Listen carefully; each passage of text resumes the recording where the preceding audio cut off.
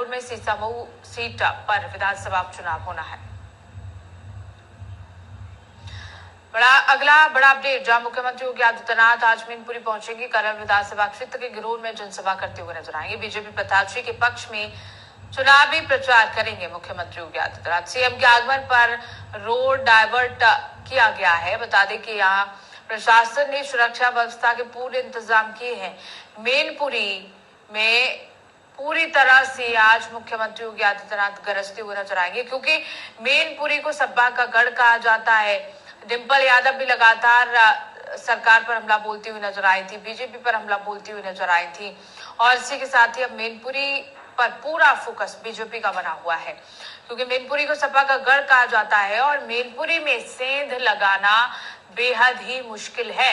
लेकिन इस बार का जो उपचुनाव है वो बेहद ही दिलचस्प है, क्योंकि परिवार के ही दो लोग अलग अलग पार्टियों से चुनाव लड़ रहे हैं, और साथ ही अब देखना होगा कि कौन यहाँ जीत दर्ज करता है, क्योंकि समाजवादी पार्टी हमेशा से यहाँ जीत दर्ज करती हुई नजर आई है। मैनपुरी को सपा का गढ़ कहा जाता है, ऐसे में यहाँ थोड़ा पेचीदा बीजेपी के लिए हो सकता है। अगर इस बार की बात करें तो यहाँ एक ही परिवार के दो लोगों को मैदान में उतार दिया गया है। बीजेपी की ओर से भी समाजवादी पार्टी और सैपाई परिवार से ही यहाँ प्रत्याशी उतारा गया है, और समाजवादी पार्टी की ओर से तेज प्रताप को यहाँ से मैदान में उतारा गया है। तो लड़ाई दिलचस्प है विधानसभा उपचुनावों को लेकर मैनपुरी में, और आज मुख्यमंत्री योगी आदित्यनाथ भी चुनाव प्रचार करते हुए नजर आएंगे। लगातार मैनपुरी में चुनावी हुंकार भरते हुए मुख्यमंत्री योगी आदित्यनाथ आज नजर आएंगे।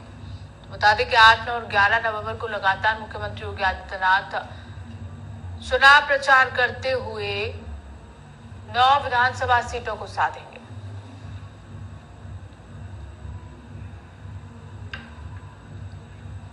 और इसी खबर को लेकर हमारे सहयोगी मैनपुरी से विकास तिवारी हमारे साथ जुड़ गए ज्यादा जानकारी लेकर।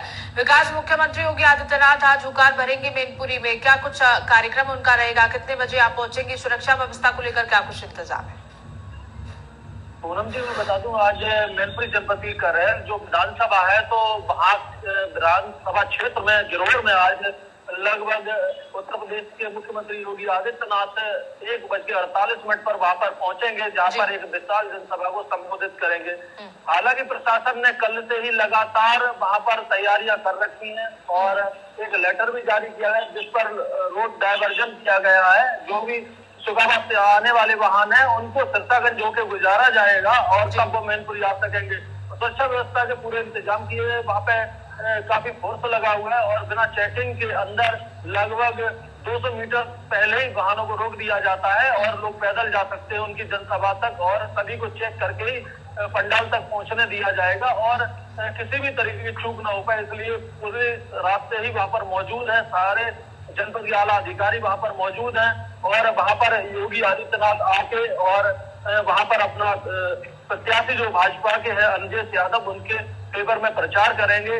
तो कहीं ना कहीं अगर बात की जाए तो पूरी दम भाजपा लगाना चाह रही है, वहाँ पर पूरी दम से वहाँ पर प्रचार कर रहे हैं कि किसी भी तरीके से उनका प्रत्याशी जीत सके। जिस तरीके से तेज प्रताप यादव समाजवादी पार्टी से, और समाजवादी पार्टी का गढ़ कहा जाता है मैनपुरी, और कहल विधानसभा जो है तो वहां से 4 किलोमीटर दूरी पर सैफई परिवार रहता है। कहीं ना कहीं उनकी भी नाक की बात है, जो कि इस सीट को हर हालत में जीतना चाहते। लगातार समाजवादी पार्टी का यहाँ पर कब्जा रहा है, और एक बार सिर्फ भाजपा जीती है, जो भी उनके ही परिवार से सुब्रत सिंह यादव वहां से विधायक बने थे, उन्होंने जीत दर्ज की थी। और अब अंजेश यादव है, जो अखिलेश यादव जो पूर्व मुख्यमंत्री हैं, उनके चचेरे बहनोई है। तो अब वहां पर अगर बात की जाएगी तो वहां पर साले और बहनोई के बीच में फाइट देखी जाएगी, क्योंकि तेज प्रताप यादव के वो बहनोई लगते हैं अंजेश यादव। तो अब बात की जाए तो साले और जीजा के बीच में आप फाइट देखने को मिलेगी। करहल जो की जनता है वो यही चाहती थी कि जिस तरीके मौजूदा सरकार बीजेपी उत्तर प्रदेश में और केंद्र में है, उसी तरीके से कोई प्रत्याशी ऐसा यादव प्रत्याशी जो उनकी सुनवाई हो सके। और बिल्कुल विकास, क्योंकि इसी वजह से लड़ाई जो है और ज्यादा दिलचस्प हो रही है, क्योंकि एक ही परिवार से दो अलग अलग पार्टियों से प्रत्याशी उतारे जा रहे हैं, और क्योंकि मैनपुरी गढ़ रहा है समाजवादी पार्टी का, ऐसे में बीजेपी कोई कोर कसर नहीं छोड़ना चाहती इस सीट को जीतने की। इसी तरह से जो तस्वीरें हैं वो अलग यहाँ नजर आ रही है चुनावों में, उपचुनावों में। विकास, बिल्कुल पूनम जी, अगर बात की जाए जिस तरीके से मैंने अब तक प्राइम न्यूज का जो स्पेशल कार्यक्रम क्या बोलती है पब्लिक, उसमें जब मैंने लोगों से वहां के लोगों की राय ली, लोगों से जाना क्या आखिर वो चाहते हैं, किसको वोट देना चाहते हैं, तो उन्होंने यही बताया कि जिस तरीके से उनका है कि यादव प्रत्याशी कोई भी हो वो उनको ही चुनेंगे और उसी को वोट देंगे। इसी को देखते हुए उनके ही परिवार के अंजय यादव को यहाँ पर भाजपा ने उतारा है, तो कहीं ना कहीं उनको ये लाभ मिल सकता है, यादव होने का उनको लाभ मिल सकता है। तो यहाँ पर टक्कर तो कांटे की देखी जा रही है। वहीं अगर बात की जाए बहुजन समाजवादी पार्टी ने भी अपना इस बार प्रत्याशी उतारा है, तो कहीं ना कहीं फाइट अच्छी होगी। अब देखना ये रहेगा कि जीत हार किसके पक्ष में जाती है, ये आने वाला वक्त बताएगा। 20 तारीख को जो यहाँ पे मतदान, बिल्कुल विकास, जिस तरह से एक ही सीट पर एक ही जाति इस समीकरण को साधते हुए या एक ही परिवार से प्रत्याशी मैदान में उतार दिए, तो क्या लगता है कि जो वोटर्स हैं जो वोट देने के लिए पहुंचेंगे वो गुमराह हो सकते हैं, क्योंकि एक ही जाति के प्रत्याशी हैं दोनों पार्टियों की ओर से?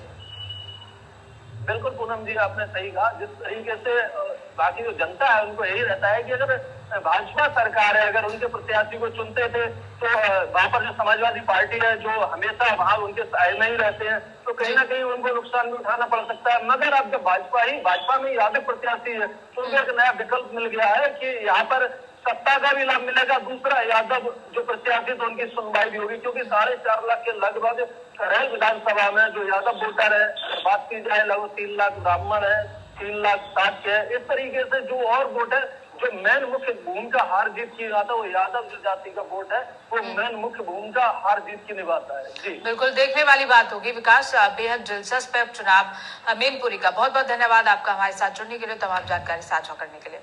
इसी के साथ ही